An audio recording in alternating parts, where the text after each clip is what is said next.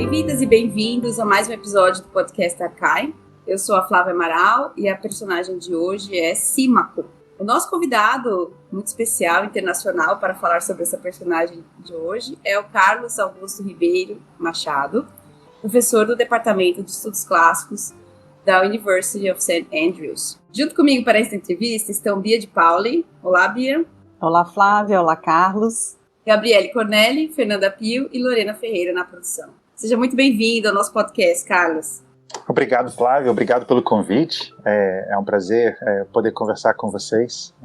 Estava aguardando ansioso essa oportunidade. Nós também. Certamente é um prazer ter você com a gente. E já vamos direto ao ponto para a gente conhecer você um pouco melhor, a sua trajetória acadêmica. A gente sabe que você passou ali pela economia, pela história, né? Então, assim, conta para nós um pouco sobre como que você percorreu esses caminhos até chegar aí nos estudos clássicos na Universidade de St. Andrews. Tá, assim, eu não me considero um classicista, né? Eu me considero um historiador. Eu tive uma formação um pouco heterodoxa. Eu, quando estava terminando o segundo grau, eu passei por aquilo que muita gente que quer fazer história passa, né? Aquelas brigas com a família. Então, a solução que eu achei para não ter muita confusão foi fazer vestibular para história e para administração de empresas. E eu passei para as duas e eu comecei a cursar história na parte da manhã em Niterói, na Federal Fluminense, e administração à noite na FRJ. Eu logo vi que o que eu gostava era história e acabei largando a administração no segundo ano, eu acho, e me formei em história, né?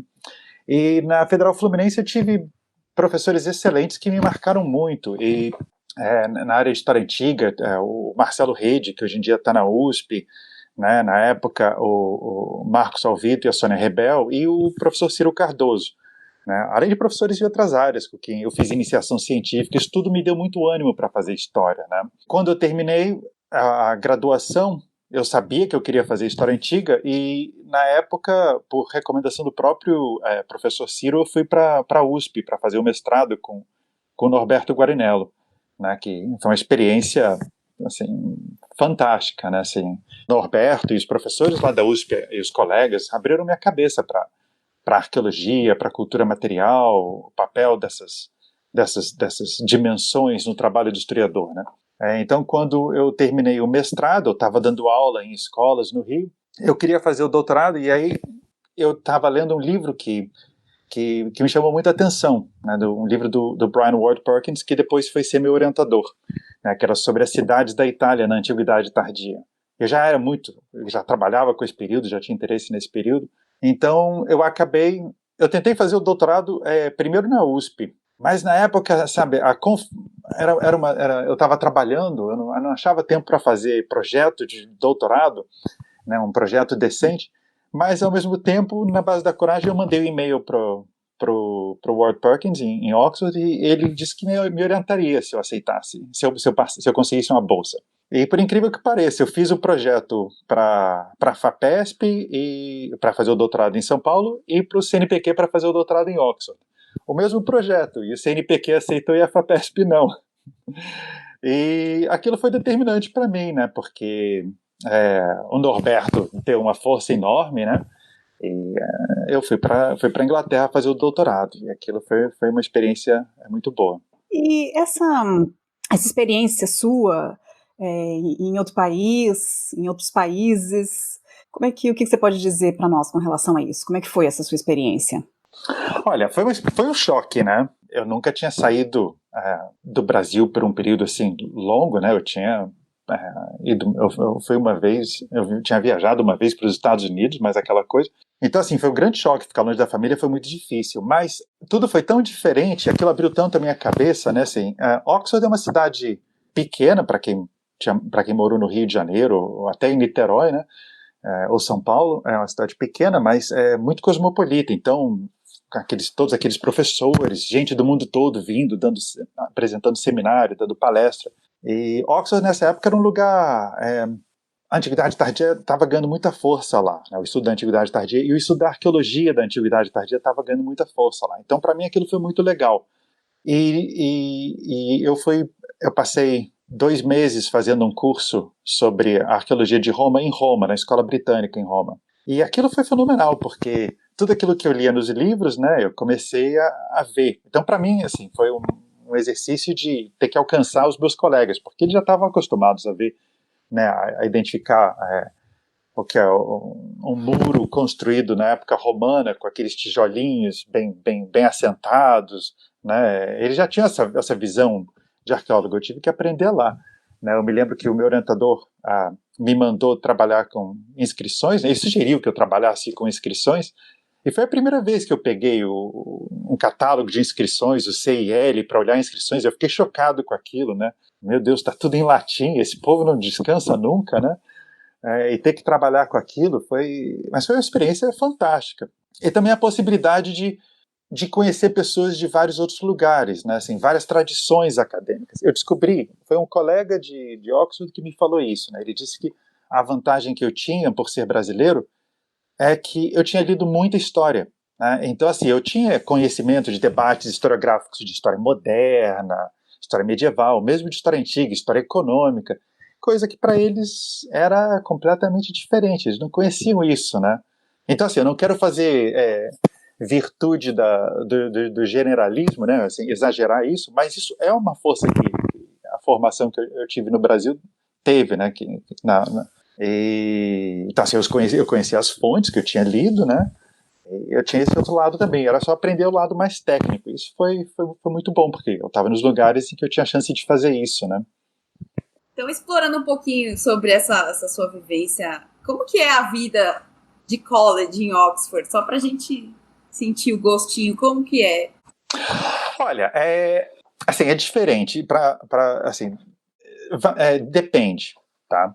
Para um aluno de graduação é muito diferente. Um aluno de graduação tem aquela vida meio Harry Potter, sabe? Assim, que você tem o college, você vive dentro do college, suas refeições são todas ali, você tem aquilo tudo. Para um aluno de doutorado é diferente porque você vive fora do college, você até pode morar no college por um ano. Os colleges têm acomodação, né? Mas a tendência é que você passe mais tempo na biblioteca, passe mais tempo no laboratório, se você é cientista. Então, assim, no meu caso, eu era membro de um college que era um college só para alunos de pós-graduação, né, que era um college que era mais forte na área de ciências, mas assim, com isso era uma população muito internacional, isso era muito legal.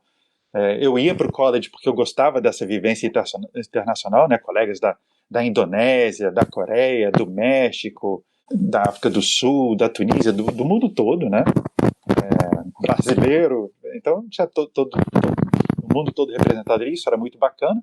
Fazia as minhas refeições ali, porque então você tem um certo sentimento de comunidade mesmo, né? Que você encontra aquelas pessoas, né, de uma maneira cotidiana, mesmo que você não trabalhe ali. Então, eu acho que é legal porque eu não gostaria de ter sido um aluno de graduação num college, porque eu acho que é uma experiência muito intensa, sabe, de conviver com aquelas pessoas o tempo todo.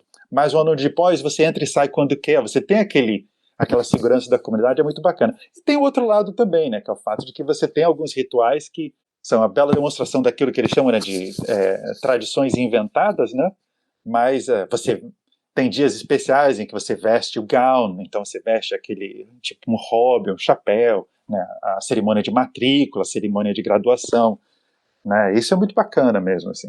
É chato quando você tem que fazer, mas depois você olha as fotos e você gosta, né.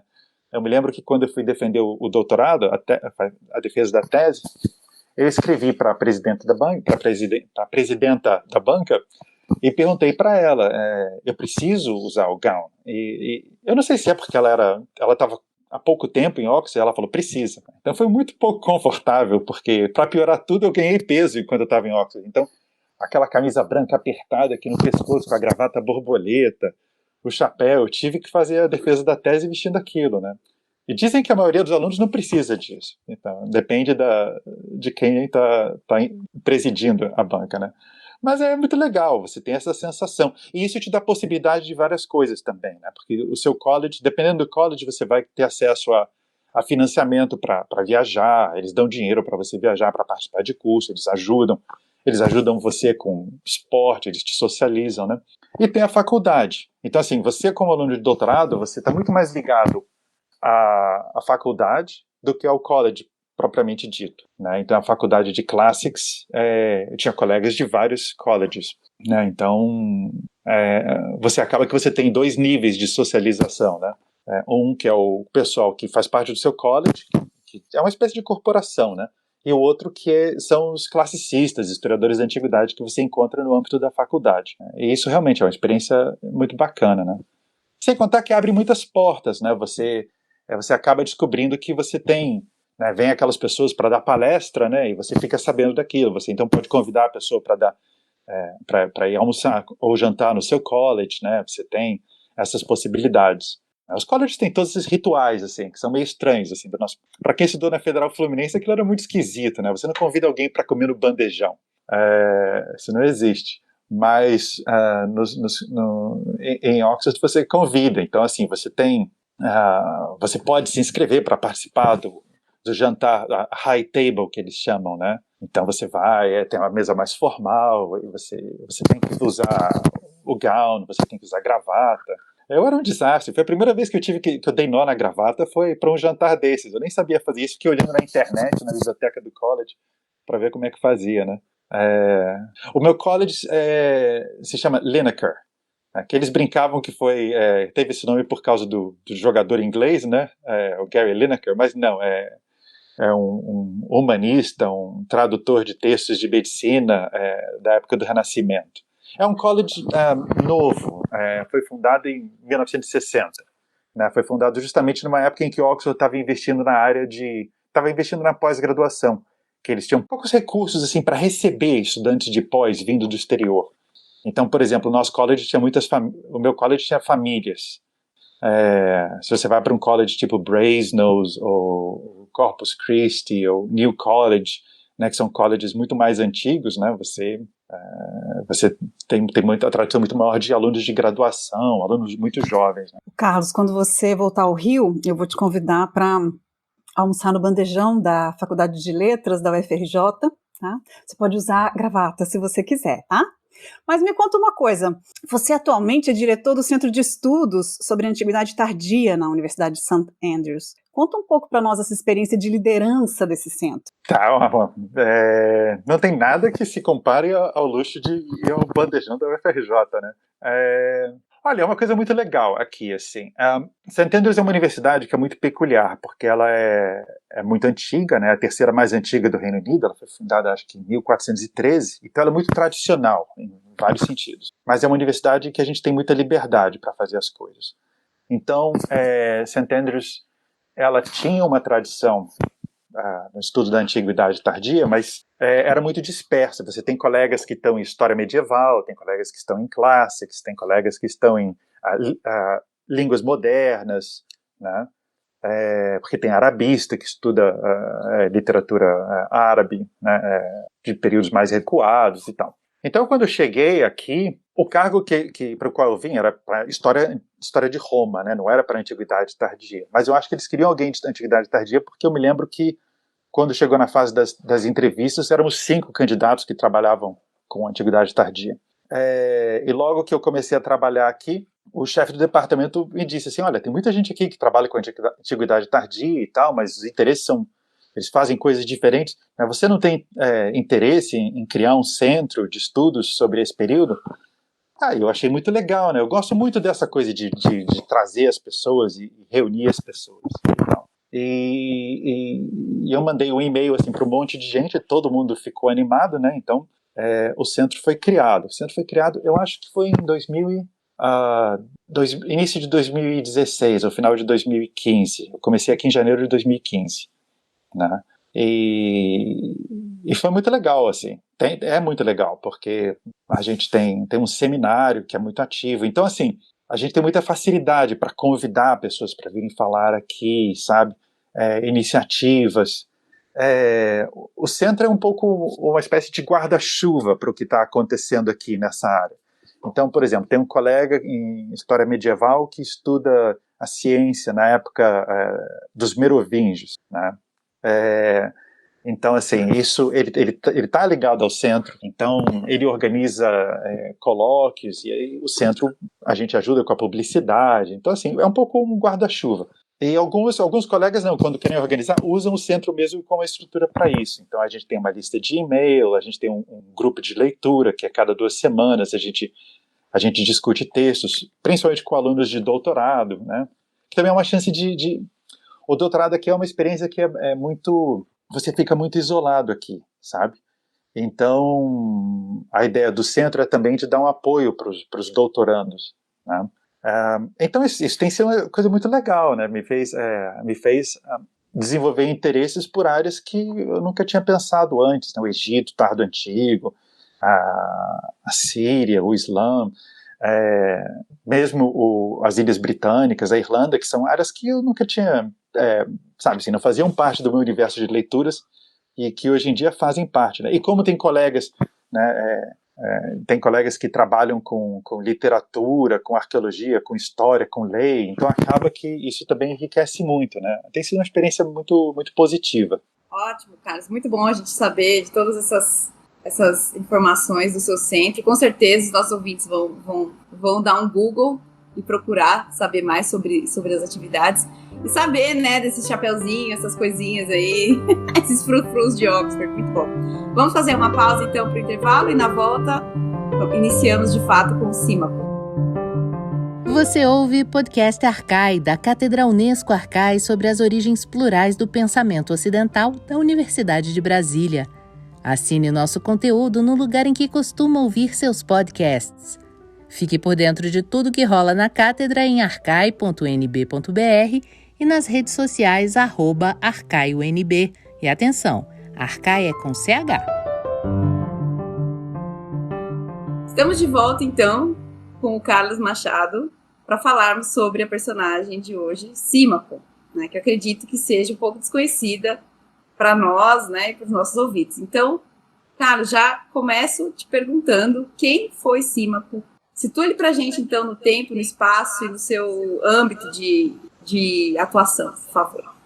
Tá, joia. Realmente, Símaco não é uma personagem conhecida dos estudiosos do mundo clássico, né? Símaco foi um senador romano do final do século, viveu no final do século IV, e ele foi extremamente bem sucedido. Esse é um período crucial para entender a história do Império Romano, mas também tudo que a gente conhece sobre literatura romana, de certa forma, passa por aí.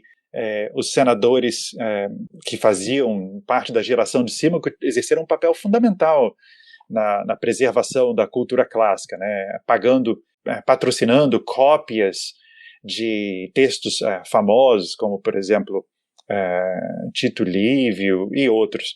Então, assim, apesar dele ser digamos assim, uma personagem pouco conhecida, ele tem um papel muito importante, não só no que seria o day after da antiguidade clássica, né, ou antes mesmo disso, né, o finalzinho do Império Romano, mas também na preservação dessa cultura clássica que a gente estuda tanto na faculdade e nos centros de estudos clássicos.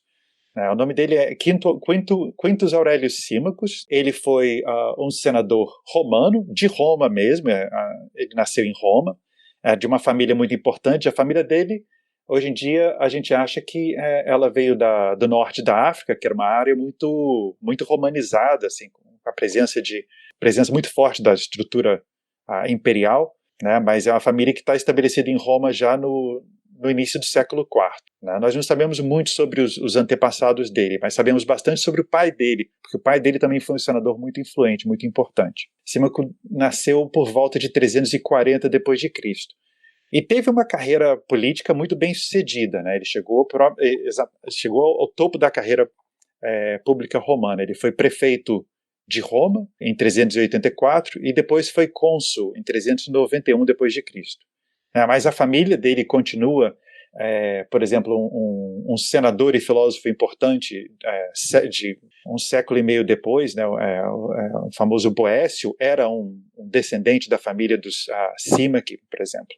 E Símaco também é muito importante porque ele esteve envolvido em vários acontecimentos e processos políticos que marcaram as últimas décadas do Império Romano no Ocidente.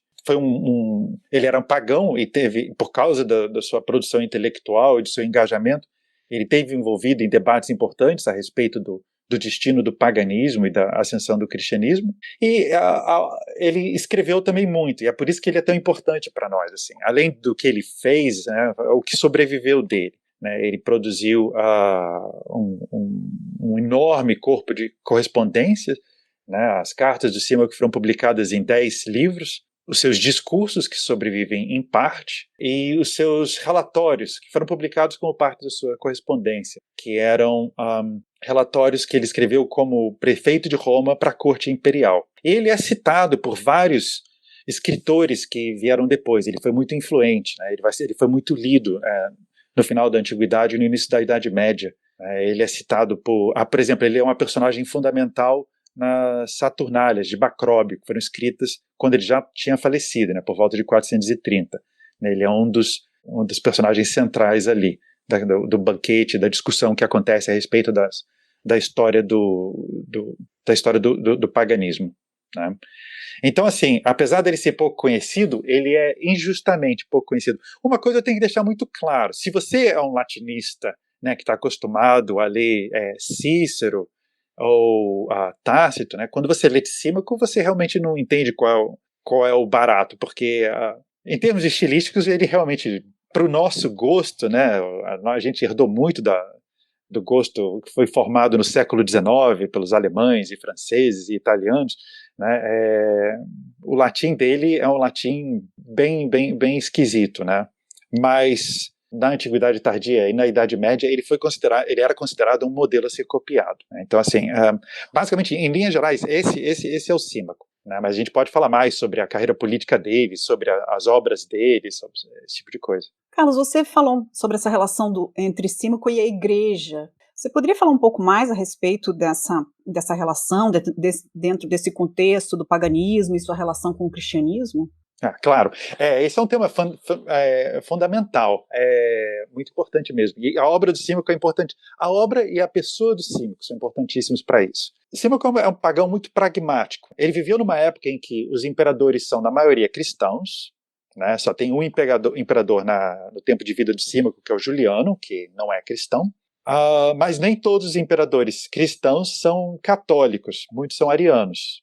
Né? No tempo de vida dele, o arianismo é muito influente, especialmente no ocidente do Império Romano, na corte imperial. Né? Então, é um período em que a igreja está se tornando muito forte, mas a igreja ainda é muito... A fortuna da igreja de Roma, na época de Símaco, não se compara à fortuna de Símaco, por exemplo. Né? Assim, ele é muito mais rico do que isso. Mas a igreja vem recebendo favores e recebendo propriedades da corte imperial, membros da corte imperial, mas também de senadores, né, e de membros da elite. Né? Então a igreja está se tornando uma potência, ele está assistindo isso. E o Símaco, ele assiste a isso, mas ele também participa. Né? A gente sabe que ele tem, por exemplo, algumas das suas cartas em que ele apresenta, ele recomenda um bispo africano para o irmão dele, que é governador na África, né? Ele fala assim, olha, apesar dele não ser pagão, ele também é uma pessoa... Então, assim, o Símaco, ele é uma pessoa muito pragmática nesse sentido. Uma coisa importante que aconteceu quando ele foi prefeito de Roma era que foi uma época em que a eleição do Papa tinha sido muito contestada. E ele, quando é prefeito, pega ainda o rescaldo desses conflitos políticos que estão acontecendo dentro da Igreja de Roma.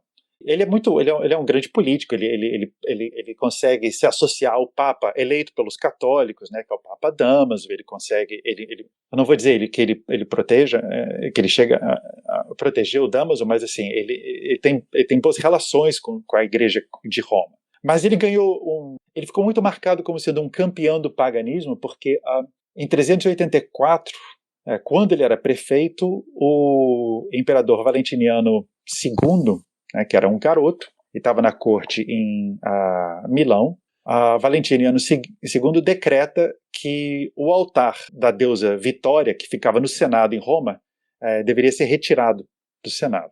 O altar já tinha sido retirado uma vez, já tinha sido recolocado, né, mas a gente sabe que ele é retirado em 384. E esse altar é onde ficava a estátua da Vitória, que Augusto tinha dedicado, se não me engano. E aquilo é considerado um grande choque para os senadores pagãos. Né? E Símaco, como prefeito da cidade e pagão, né, ele é encarregado de fazer essa ligação entre o Senado e a corte imperial. E ele escreve um dos seus relatórios em que ele pede ao imperador que o altar seja colocado de volta no Senado de Roma, e ele diz, olha, está acontecendo, tem fome, tem os bárbaros, quem é que vai querer abrir mão do apoio da deusa Vitória no momento desses? Na carta ele, na verdade, trata de outros problemas, ele fala das vestais, né, que ele fala assim, as vestais, por que estão agora cobrando impostos das vestais? Isso é um absurdo, elas dedicam a vida delas à castidade, né, por que vão fazer isso? Né? E é um problema porque também existem as cristãs que se dedicam à virgindade. Ele até tem uma frase famosa que eu não vou me atrever a citar aqui porque minha memória é um horror, mas ele fala alguma coisa no estilo assim, mais de um caminho pode nos levar à verdade, né? Que é considerado um modelo de tolerância e de pluralismo religioso, né? E na verdade isso se encaixa muito bem com o Símaco, né? Ele nunca ter tentado criar problemas com cristãos. Mas essa carta dele teve uma repercussão enorme porque o bispo de Milão, na época, que é onde está a corte, o bispo é Ambrósio, de Milão. E Ambrósio tinha sido senador, tinha sido governador, Ambrósio sabe muito bem como isso funciona, e Ambrósio escreve 2 respostas à carta de Símaco. A primeira é sem ter lido a carta, e a segunda é depois tendo lido a carta. E, na verdade, Ambrósio e Símaco se conhecem, né? Existe correspondência entre eles. O irmão de Ambrósio, a gente não entende muito bem como funcionam essas árvores genealógicas, mas o irmão de Ambrósio tem algum vínculo com a família do Símaco que a gente não sabe muito bem como funciona, né? Então, assim, parece que eles são inimigos mortais, mas não são, né? Ali eles estão disputando, e Ambrósio escreve essa carta, né? Essas 2 cartas em que ele tenta dizer assim, ele fala para o imperador, né? É você quem vai ser responsável por obrigar senadores cristãos a participar de sacrifícios. Porque eu esqueci de dizer, o altar da vitória é importante porque é onde os senadores todo ano fazem um sacrifício e juram lealdade ao imperador. E o Ambrósio fala assim, o senador cristão não precisa disso, né? O senador cristão não precisa fazer esse sacrifício. É você que vai fazer com que os senadores fiquem sujos com a fuligem dos sacrifícios oferecidos no Senado, né? Então, Ambrósio, você tem, na verdade, 2 gigantes da comunicação política. Símaco, uma coisa ele é um grande orador, né? Assim, as relações do Símaco e os discursos do Símaco são muito interessantes de ler como documentos políticos, né? E Ambrósio é a mesma coisa. Ele é um dos padres da igreja, mas ele é um grande político também. Então é interessante ver como os 2 souberam vender o peixe muito bem. Então a controvérsia entre os 2, ela acabou ganhando uma dimensão na historiografia, nos estudos sobre cristianismo e paganismo, que assim, é enorme, né? Símaco perde, né? Ambrósio tem o cristianismo e a igreja do lado dele, o fato de o imperador ser cristão. Né? Símaco perde essa disputa, mas ele não saiu da área de influência da corte, ele continua exercendo um papel importante. Tanto é que, décadas mais tarde, né, quando Macróbio, que provavelmente é um cristão, né, o autor das Saturnálias, Macróbio escreve as Saturnálias, é um texto, digamos, é um relato de um contemporâneo, ou seja, as Saturnálias escritas em 430 se passam em 384, exatamente no final de 384, porque um dos participantes morre logo depois, né, que é pretestado. Então, durante a celebração das Saturnálias, no final do ano, um senador pagão muito famoso, chamado Pretestato, organiza um banquete, e ele convida os senadores pagãos a celebridades, né, uma espécie de ilha das celebridades, né, que ele convida 5 ou 6 senadores muito famosos pelo seu paganismo, né, o Símaco é um deles, e ele Sérvio, por exemplo, que escreveu comentários sobre Virgílio, é um garoto, né, mas aí o autor ele permite envelhecer o Sérvio para que ele possa participar do banquete, né, são vários dias, e cada um ali é especialista numa coisa. Sérvio é obviamente um especialista em Virgílio, Símaco é um especialista nos sacerdócios. E, então, assim, mesmo entre os cristãos, eles associam o Símaco a um defensor, digamos assim, a um defensor educado do paganismo, né. Não existe nunca uma condenação na memória cristã do Símaco, até porque a família dele continua sendo muito influente, né? Então, assim, ele não é um personagem que a família tenta apagar por ser pagão, a família continua celebrando, apesar da visibilidade dele como sendo um pagão.